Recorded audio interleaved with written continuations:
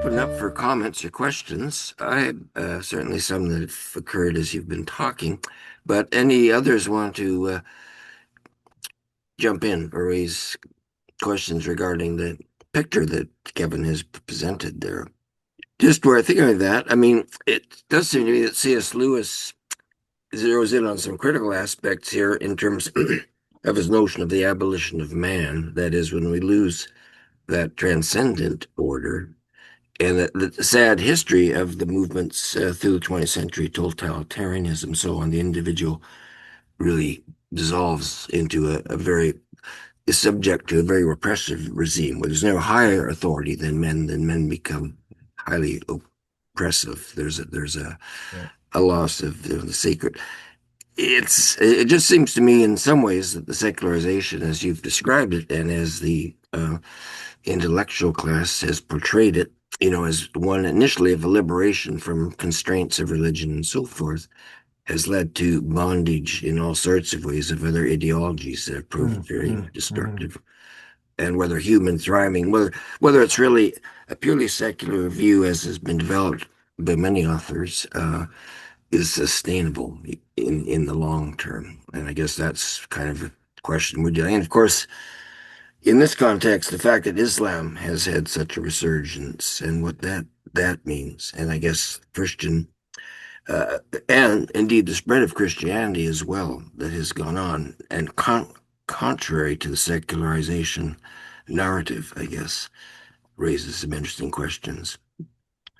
But it's certainly a big scope. It seems to me that there is a tendency to secularization is a peculiarly European phenomenon based on the certainly scientific revolution, early enlightenment, and so forth, and a view of reason and so forth that led to a lot of very serious harm in terms of the French Revolution, communism, and so forth.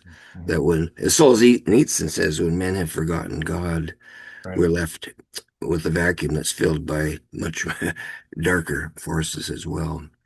But the other comments there, just in terms of the broad strokes that Kevin has shared, and certainly one thing is that secularization has tended to be presented as an inevitable process, the modern way, when in fact it seems to be in some ways something that's really certainly not inevitable, and one that there is a vacuum. The Reformational tradition talks about life as religion, and religion is something that binds together, and it's the heart, that whether your heart is towards God or towards idols, so it really shapes all of your social life and so forth. But that's I think that's quite right, Don. And as you'll know, I mean, I've been deeply influenced by that tradition. Yeah, Yeah. and that certainly is very contrary to the standard narrative. It'll be interesting in terms of someone like Taylor, how he might view that particular perspective. But Gene, it's good to see you. Maybe just a very quick introduction. We sort of just before started, but you're still in Oakville area, are you? I'm in Mississauga. Okay. Yeah. And I want you to do a quick introduction of yourself and what you're doing and your involvement with the work really of Vishal Mangawati as well. Sure. So my name is Ajin, and I'm based in Mississauga. I work in the life sciences field. So I work in biotechnology, in product strategy. So lots of, liaising between R&D and product commercialization. My involvement with Vishal really is mostly a deep interest in his work, his books, some of which I've used for, small group discussions that I have led, and I found those to be very valuable. Right. Good to see you, Don, and all of For you sure. as well. Thanks, Kevin. Are you doing your Bible studies still, Gene? I am. Okay, I have to, monthly. get that information. That's good. Yeah. Good. Indeed. Yeah. Actually, I should say that I'd also had the chance to talk to high schoolers, and that was a fun conversation too. I'd used the subject of Vishal's text, the section within science and technology. Yeah. And I'd referenced his book as well, and I'd recommended it to that group. Yeah. No, that's excellent. And I think Yeah. you've got some very good presentations, PowerPoints. I should probably get you on for one of those at one of our sessions. But that's certainly, I think that whole Vishal Mangalwadi's uh, approach is really looking at religious, central the Bible and the concepts from our basic to all of what we take for granted and within our Western civilization, law, medicine, universities, you name, and that it's really getting back to understanding how central Scripture is to the well functioning of society. And he shows the benefits that have occurred where the Bible has been Mhm. properly understood and presented Mhm. Yeah. and I shaped the guess if I cultures. may, just a quick comment on the presentation. I was Yeah, just thinking about, what secularization means to me from my lens, right? So I've been eight right. years in Canada, and 8 years. Yeah, secularization, I always have to think about, because there's a lot of secularization chatter in India where I come from. yeah, And there it means something different. And there a Christian would view it more favorably Right. because it right. means to them, it Freedom. means relief from Hindutva forces. It means equality under the law. It means that, churches and Christian events and leaders will not be persecuted and they will be treated constitutionally. So it's essentially Yeah. equated to a treatment of constitutionality. Yeah, Um, and so it's a relief when we hear of secularization. that can But be I in a know here positive. it has a Yeah. Yeah, very negative connotation among Christians. And I think it was really helpful the way you framed it, that it's not a mere mm, subtraction. We're not just eliminating religion, right, but it's right. just addition of another order, and it impacts all aspects of life. Yeah, So I always have to, think about I'm in the West now. Secularization here means a different thing than it does in India. But I also always try to think right. of ideas in terms of their universality, right? Like what is true Yes. Yeah, in North America also is true in India. So I generally try to think of ideas that would be true, regardless of right. where you would export them to. Yeah. No, that's a really good Uh, point, Jen. Thank you for raising that. And I think the term secular and its mm, derivations like secularization also in the West can have a range of meanings, right? And so there are right. people who use it particularly in a constitutional context in a much Yeah, more limited way, Right. simply right. to denote that the government does not give preferential treatment to any particular religiously defined community. Yeah, And even apart from that, there are definitely many parts of the world where a move even towards a more substantive secularism, like what I've been talking about, right. might be an improvement over whatever the alternatives are in Mm, that particular Right. context. But I do think Mm, it is possible to distinguish between a form of government or a set of constitutional arrangements that allow for coexistence and toleration and secularism as such. So secularism is one um, way to try to do that, but there are also historically other examples. So in the Western world, for example, mm, we had even today in a country like Canada, um, we don't completely have formal constitutional secularization, insofar as our Charter of Rights and Freedoms references the supremacy of God. Our mm, head of state is a monarch who every one of our coins says rules by the grace of God. mm, So we don't actually, we never fully did it. But even apart from some of those remaining symbolic um, examples of Christian order, when Canada was a country that everyone would have agreed was a country with a Christian political order, which is pretty recent. I mean, that even as late as the 1950s, even the early yeah, 1960s, the leaders of all of the major political parties would have said Canada is a Christian country with a Christian political order.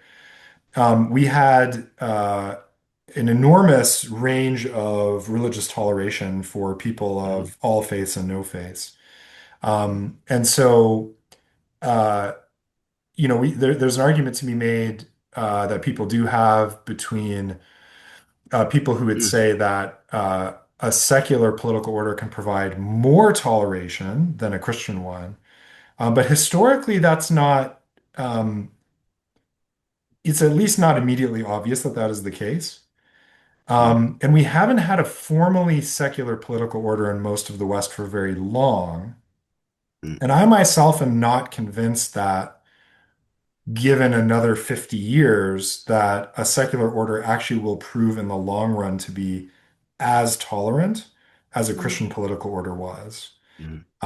And I think where we see the cutting edge of that is some of what I talked about towards the end of my presentation, Right. where it's not clear that if we make individual autonomy, particularly in the area of sexual behavior, sexual self-expression, etc., an absolute value, that we can really tolerate the existence of traditional religions in the Right. long run, whether that's Christianity or Islam or Hinduism or what have you.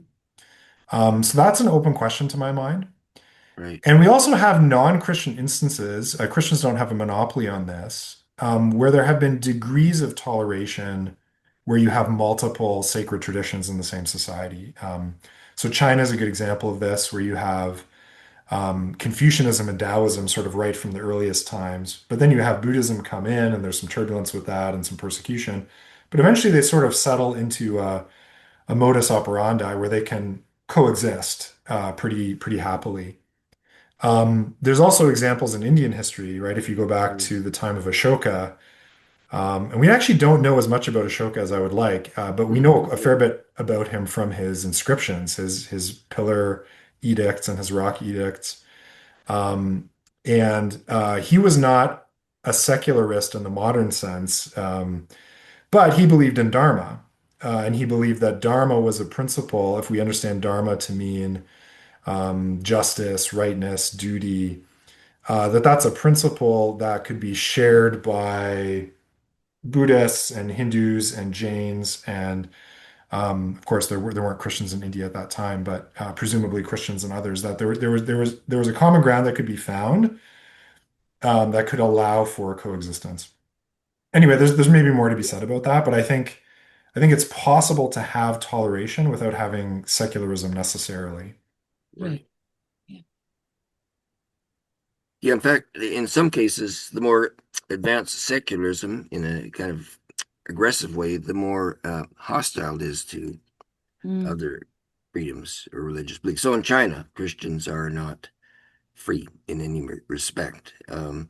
And it's certainly the history of, communist Russia or other countries that have taken communism as a way of their path to secular has been a great lessening of freedoms as well. There's a cautionary tale there. I think, Solzhenitsyn's observations there are very apt in terms of if you elevate man ultimately as the ultimate standard, it's you know, some men are more equal, there are persons than others, and Hmm. the elements of tyranny that occur when God is removed uh, from the equation is just men within the most powerful rule and control, and there's not a broader framework to which all are accountable. So, I mean, the teachings of both Old and New Testament really do kind of level all human power in terms of God's sovereignty that we're called to, acknowledge. It does seem to me, at least the path of secularization has led to one of quite significant oppression and intolerance in the modern era. And I guess Yeah, too I also, think. Oh, sorry. Go ahead, Don. Yeah. no, I just gonna say part of the discussion was more narrowly church and state and secularization, how much the church, Right. the established church and so forth. That's a more narrow definition, but it was still assumed there was this thing, Christendom, that was part of the backdrop for all civilization, whether you're Protestant or Catholic and so on. But yeah, go ahead, Kevin. Yeah, I mean, I think we're actually quite fortunate in North America, Western Europe, most of Latin America as Yeah. well, that the version of secularism that Mm, we have is what I call the sort of liberal individualistic right. version, Yeah.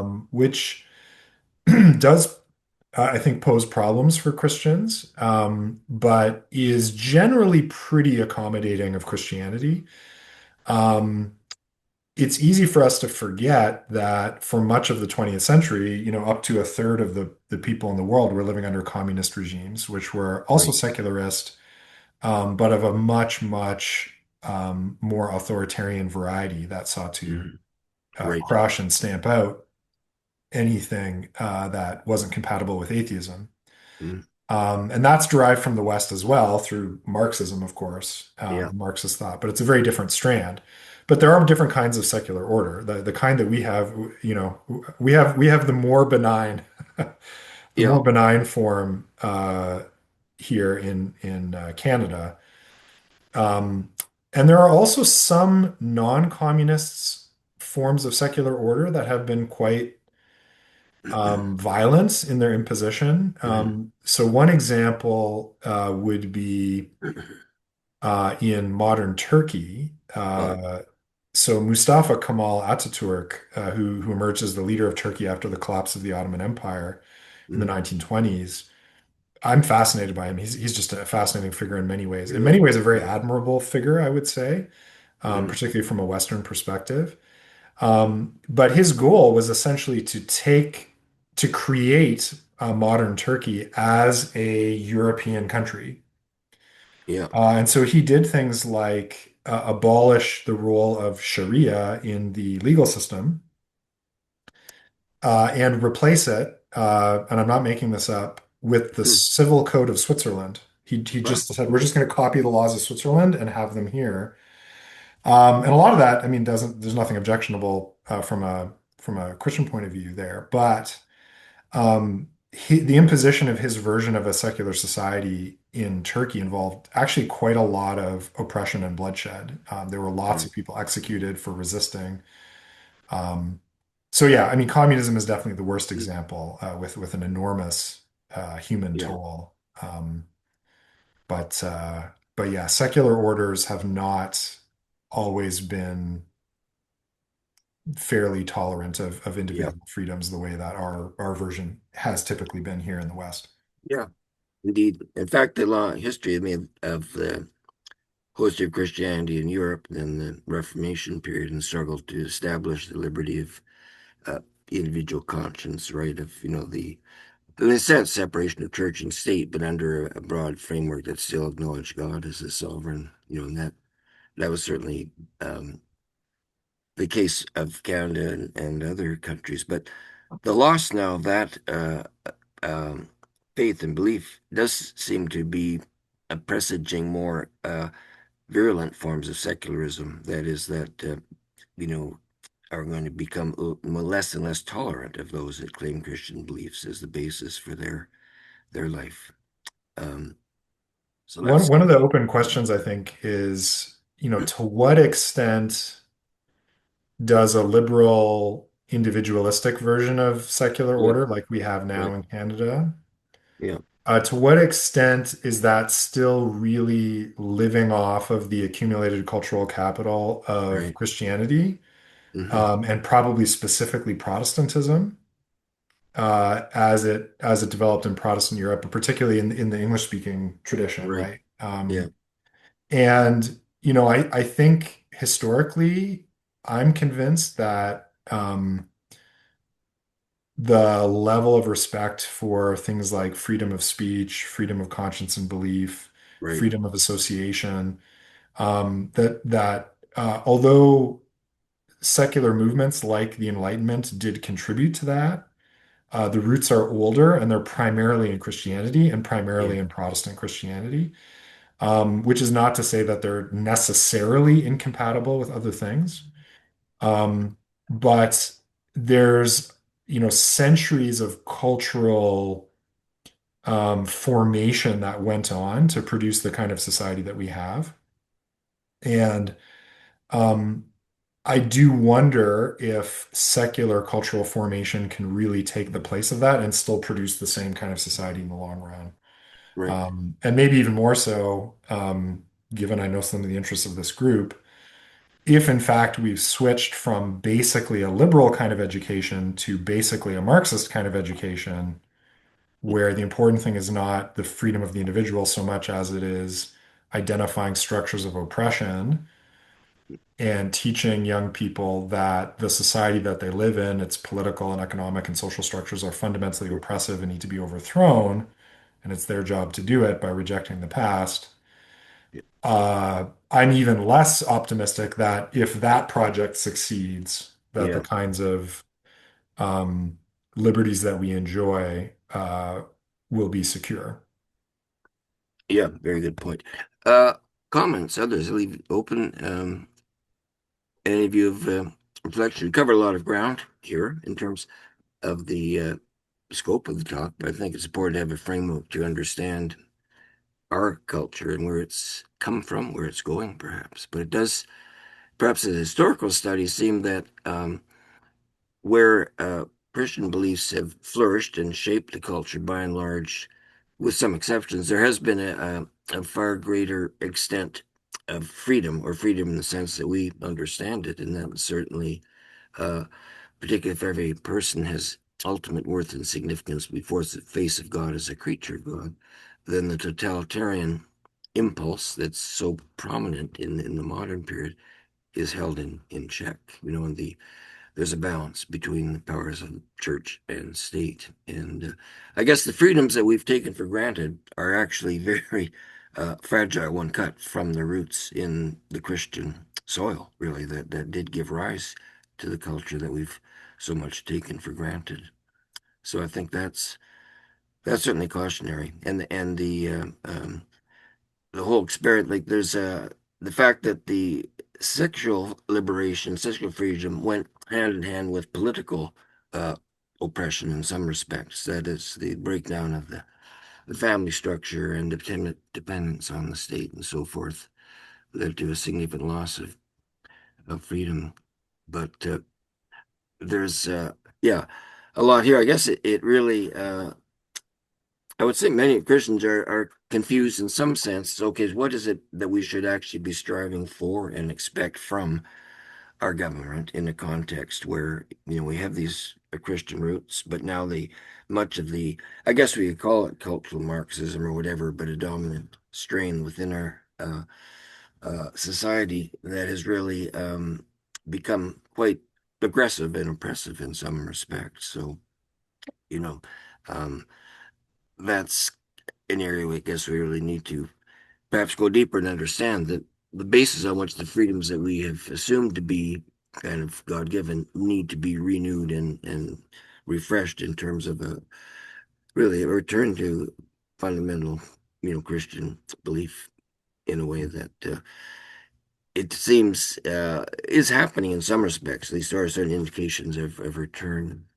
The Gen Z wanting a connection with religions that's more substantial than just the transitory kind of fads that have happened. So I don't know, Kevin, if you've kind of commented or studied some of that in terms of the resurgence of religion belief in the wake of the secularism that we sort of taken now for Mhm. granted. Yeah, so I mean, like probably many of you, I've been intrigued by what I've been hearing Yeah, about intellectuals who previously were very critical of Christianity, right. either full on becoming Christians or Mm, certainly taking a much more positive tone with respect to Christianity, and also indicators that there might be a shift happening, particularly with Generation Z, right. where there's more openness, at least among young men, to Mm, Christianity. And also like these little anecdotes about things like, baptism numbers being up in France and this sort of right. thing. So there's two things going on here, I think, and Mm, I would not claim to be an expert on this, but yep. I'm somewhat following what's going on. One is there does not seem to be good evidence thus far of like a widespread revival of Christianity in the West. Mhm. So we're not seeing like an overall reversal of the trends that have Mm, been happening in most Western countries for decades right. now. And we'd have a very long way to go to sort of get back to the sort of level that we were at mid 20th century in terms of things like Right. church attendance. So yeah, I think we don't want to jump too quickly to the conclusion, oh, like everything's turning around. Yep. But that being said, there are some indications that certainly things are slowing or plateauing as far as secularization. So there is some statistical evidence of that. And really, we have to wait another 5, 10 years to see is Right, that a big thing or not. But whether or not something's a mass phenomenon, it doesn't need to be a mass phenomenon for it to be culturally very influential. right, And so this is where I think a shift in attitude among um, intellectuals and even people who aren't necessarily intellectuals but are important cultural figures like, some of the top podcasters in the world, for example. If you look right. at what they're talking about and the guests they're having, and there has been, what the Americans are calling a vibe shift in the last few years. Okay, I think that's a real thing. With Christianity now, there's a lot of people who are now saying, actually, maybe it has some answers or some solutions, and there's at least some wisdom there right, that we should be paying attention to. So, yeah, from where I sit, I think there is something going on. But I don't think we have evidence yet to say that we have something like a mass popular revival of religion. right. And whether there's differences here between Canadian and American contexts as well. It's perhaps Right. Yeah. Yeah. um, Niall Ferguson and his wife would be, Niall Ferguson, yeah, yes, two prime examples of turning to Christianity. And I wouldn't think, after all I've read by Niall Ferguson, that he would have, and yet he has. And he's a very influential person. But what really startled me, right, it was last week or the week before, to read in the New York Times that a lot of the younger population are turning to Roman Catholicism in droves. And I think there was an article in Canada as well about that, or not. That kind of surprised me. Maybe it's the popularity of the new pope, and that because there isn't a loss of absolute values, and they don't have the right. moral structure has become a moral ambiguity, nothing to hook onto, and so they're looking to Catholicism, to that religion. I don't know. I just got Yeah. So I have a lot of thoughts on this as well, Ruth. Yeah, So similar to what I said about Don's comment, so we can distinguish between what's happening kind of like on a mass population level yeah, and what's happening in like certain influential pockets. And I think the turn to Catholicism and also Eastern Orthodoxy right, is a real phenomenon. It's a real phenomenon among a very small subset of young people who are searching for meaning. right, Um, it's very numerically small. So numerically small that like we basically can't, it's not showing up. We can't detect it. In Canada and the US, or really any Western country, the number of people who are Eastern Orthodox is vanishingly small, such that most of our social scientific research can't even pick it up. So this is not a mass phenomenon, but mm, it is a phenomenon among um, people who are getting a lot of attention online. Some of them are influential, some of them are right, intellectuals. And I think one of the things that's going on is that evangelical Protestants, which is sort of the main running form of Protestant, sort of right, alive form of Protestantism in North America, have spent the last 50 years trying very hard not to look old hmm. and not to look traditional and to seem hip and relevant and with the cultural trends, right? That's been the I big mean, thing. And you can see why that seemed like a good idea at the time. Um, but the young people today who we're talking about, who seem drawn, they're disillusioned by modern society or postmodern society right, or whatever we right, want to call what we're living in, which doesn't provide life scripts, doesn't provide values. They're looking for something very solid. They're looking for tradition. They're looking for constraints. They're looking for something that seems a bit weird and different from what they're used to because what they're used to hasn't worked for them.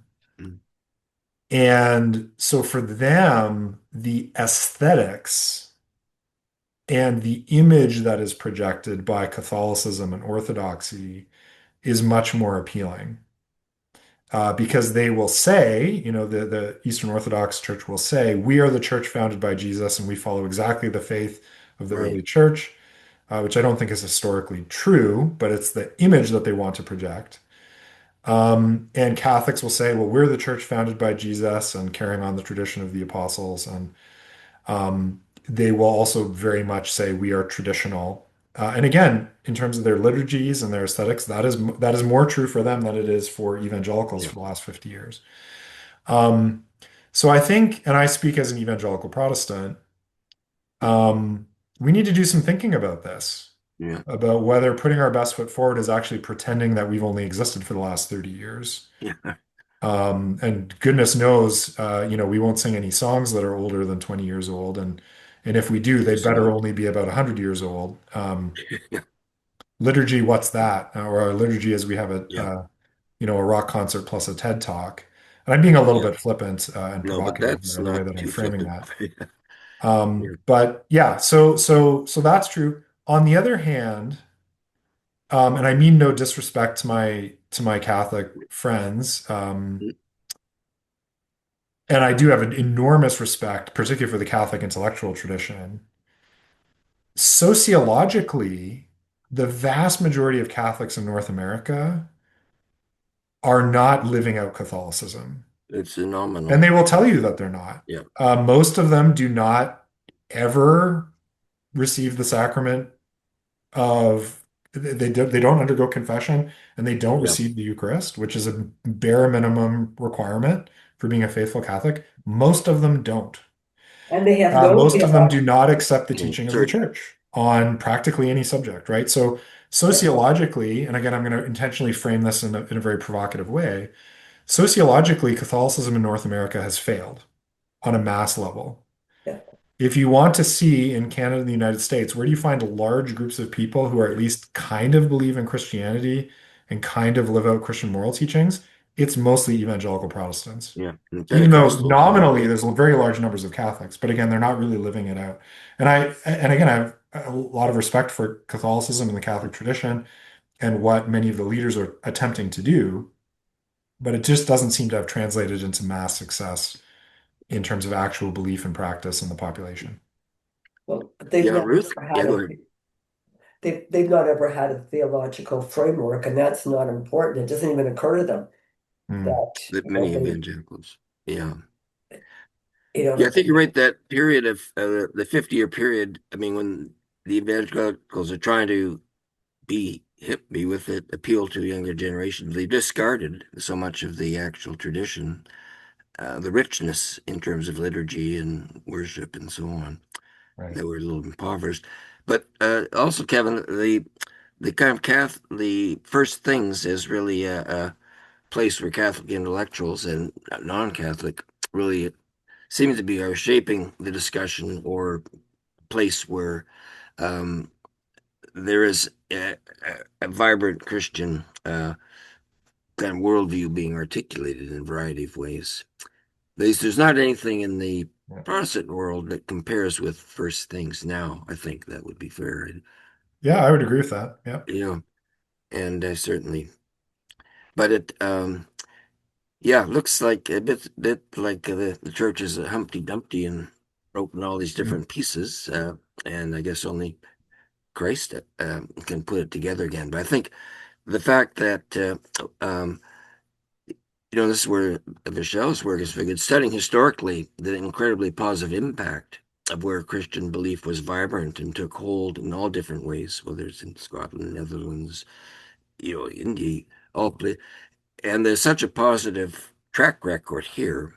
But for many of us, Christians are not really familiar with that, and we've been kind of browbeaten by a secular narrative that really doesn't fully appreciate just how much we owe to our Christian heritage, all the good things that we take for granted. And I think that's, you don't know what you've got till it's gone. The loss of I think the loss of Christian presence within the culture, society, does certainly has many negative consequences. And I guess the book, the whole I guess, collapse of the family or the destruction of the family as being one of Mhm. the most fundamental factors of secularization in the broad sense.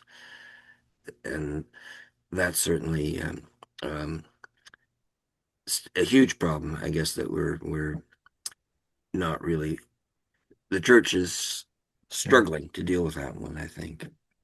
Yeah, and I think there's a bit of a chicken and egg relationship there in the sense Yeah, that um, the rise of what I'm calling the secular order yeah, has, on balance, been sort of corrosive to the stability of the family.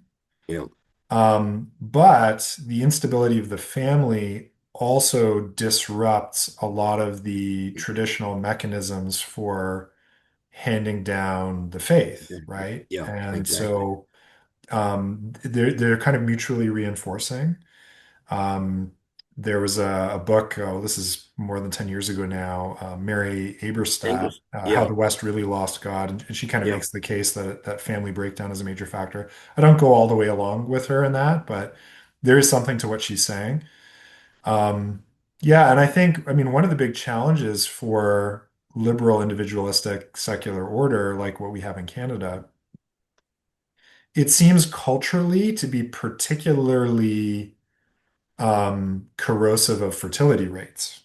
yeah, And this is increasingly a global problem, right? For when I grew up and, and I was in school in the 80s and 90s, yeah, we were told incessantly, we have a massive overpopulation problem. right. And I think that for much of the 20th century, that really was a legitimate thing to be very concerned about. Um, without, endorsing some of the solutions, of course, that people Right. Right. proposed. Mhm. But for the last few decades, it's become increasingly clear that nearly everywhere in the world, birth rates have been dropping very Yeah. quickly. And now, in most of the industrialized and post-industrialized world, they are well below replacement level. Mhm. Um, Now, there may be some environmental upsides to uh, rapid population decline, but of course, there are enormous economic and social costs, Mhm. particularly to very rapid population decline. For one thing, it used to be the case a very long time ago, prior to the creation of old age security and social insurance systems and welfare Right. systems. Your survival in old age really depended on your children taking care of you. Right. And because we now have social safety nets, that's no longer true on the level of the individual or the family. It is, however, still true on the level of the whole society. Right. You need younger people working and paying taxes to fund things like old age security and pensions and so on. But also, you literally need human beings to take care of the elderly, right? You need people to work in the long-term care homes, Mhm. and you need people to visit their elderly relatives and so on. So, if you have birth rates, and I'm talking about like really dramatically low birth rates, um, Canada's not quite down in this category yet, although we're very far below Mhm. replacement level. But countries like South Korea and Japan, or Spain and Italy, it's very hard to imagine a scenario where things do not go very, very badly in those countries. Right. Yeah. And the one of the most, if not the most significant factors that we see that distinguishes families who choose to have children and choose to have a larger number of children from people who maybe never form a couple in the first place, maybe never get married. If they do get married, maybe they don't have Yeah. children. If they do have children, maybe they don't have many children. Mhm. It's religiosity, what we call religiosity. And Mhm. remember, I'm kind of critiquing the concept of religion. So what's another way to think about that? Well, basically, how deeply culturally embedded in secular order has a person become?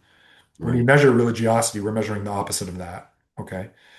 But basically, the more secular somebody is, the less likely they are to get married, the less likely they are to have children. And if they do have children, the fewer the number of children that they have. So, I do say in the book, this is one of the major challenges facing secular order. So far, highly secular countries have mainly worked around this by importing people, right? By immigration, a large scale immigration. And that strategy, it has some costs, but mostly, it works okay demographically. The problem is when the countries that you import people from start having low fertility rates, it stops working because there aren't as many people who are going to be available Yeah. to move, right? And of course, and I know there's other difficulties that one can have with that sort of policy. So yeah, it's I don't know where that's going to go. There are secular people who recognize that this is a problem and are trying to promote on secular grounds, Mm. encouraging people to get married and have children and promoting government policies that would favor that. But thus far, it seems like the main antidote to low fertility is Mm. religiosity. One fun stat that I came Right. across recently is the Amish in the United Mm. States, the Amish, a very, very traditional Anabaptist group who shun most modern technology. I think in 1920 or thereabouts, there are about 10,000 of them in the United States. And today there's 400,000. Um, the rate of conversion into the group is almost zero. And there's Right. much more conversion out. It's something like 15% of people who are raised Top Amish out. leave, and it's 85%, these are rough numbers, 85% or so stay, and nobody converts in, but they just have a lot of children. Almost Yeah. all of them get married, almost all of them have a lot of children. In fact, 200 years from now, if trends continue, which of course they won't, but 200 years from now, there would be an Amish majority in the United States just based on differential Yeah. fertility levels. So yeah, I'm very interested in that and seeing how that plays out. Yeah, no, very important. Uh, my wife and I are visiting her relatives down Norwich way. We're at Canadian Reformed Church there, and there were, if I'm not mistaken, four families that had six children, and the Sunday school had like over 100 kids. It's been a while since I've stepped into church where it's just bursting at the seams with this uh number of kids. I think question, of course, will be whether the children of that particular community will be adequately equipped to resist the cultural uh you know secularizations that is occurring in our universities and their place. But it was quite striking uh how vibrant and a number of the certain evangelical and Pentecostal churches and are have just got a huge number of young families with large amounts of children. So that's one way one way of as I say, history goes to those who show up. So perhaps Well, this is true. yeah, Although, I mentioned, how does a secular society address low birth rates among people who are culturally very secular? yeah, One way is high levels of immigration, right, from other right, parts of the world with higher levels of fertility. The other solution is recruitment within, right, yeah, where you have more religious groups in the society who have higher birth rates. You need to right, essentially convert their children to a secular outlook, right? And yeah, again, I'm framing it somewhat provocatively intentionally. This is kind of one of the main functions of our public education system oh yeah, is to ensure people being raised in fervently Christian or fervently Muslim or fervently Hindu yeah, homes come out lukewarm or preferably less than lukewarm. You know, yeah, I'm being a little bit facetious, yeah, but but yeah, well, sociologically, that's one of the things that our education system does. yeah, Um, that's a really hard thing to manage because if you're too successful from the perspective of a yeah, secular, you, dominant secular, if you're too successful, you put the fire out entirely yeah, and you don't have any fervently religious people anymore. no, yeah, If you're not successful enough, they take over. yeah, There's a fine line to walk. And I'm not obviously sure, making a normative yeah, statement here. I'm just descriptively saying that's kind of the yeah, situation, yeah, for sure, demographically that you're in. indeed. And well, any other comments? Thank you, Kevin, for taking the time with us and having a very lively and informed discussion. I'd be interested if anyone's done study on the podcast that you mentioned, like looking at the kind of kind of analysis of the views that are emerging from some of the most influential Right. podcasters. Is anyone, because that may be a bit of a sense of, where things will go in That's terms of, very quiet. I'm not aware of any academic studies, yeah, but you could do it, especially now with AI tools. You could do it quite feasibly. right, right. Yeah. Well, that's good. Well, thank you for a book, and we'll certainly have to have you back. And we'll have a recording of the discussion, and I think I may have the AI assistant on as well, so I might have a summary notes there. Well, thank you so much, Kevin, and do hopefully you can get into your summer sort of mode, not too much administrative work, but appreciate your time. Have you got another book on the way, by the way, or forming in your mind as a sequel to the current study? I have a number of half-formed ideas, and Very have to make some decisions about where I'm going to go next. Right now, my focus is mainly on talking about the current book and right. doing stuff That's like important. this. Yeah, So you'll have to stay tuned. But let me say also thank you to you, Don, for the yeah. invitation. It's been a pleasure to be part of this, and a very special thank you to all of you for making time in your afternoon. Thank, And to Ruth and Ajin for your comments and questions. It's a pleasure to meet all of you, and I hope our excellent. paths cross again. Yeah, indeed. I'm sure they will. We'll create an occasion for that for sure. So, all right. Thanks, everyone. And just make sure if your email is in the chat if you'd like to get I think you could share the PowerPoint probably as well, Kevin. Happy to do so. Yeah. Okay, very good. All right. Well, Thank thank you, you so Kevin. much. Thank Have you. a wonderful evening. My garden.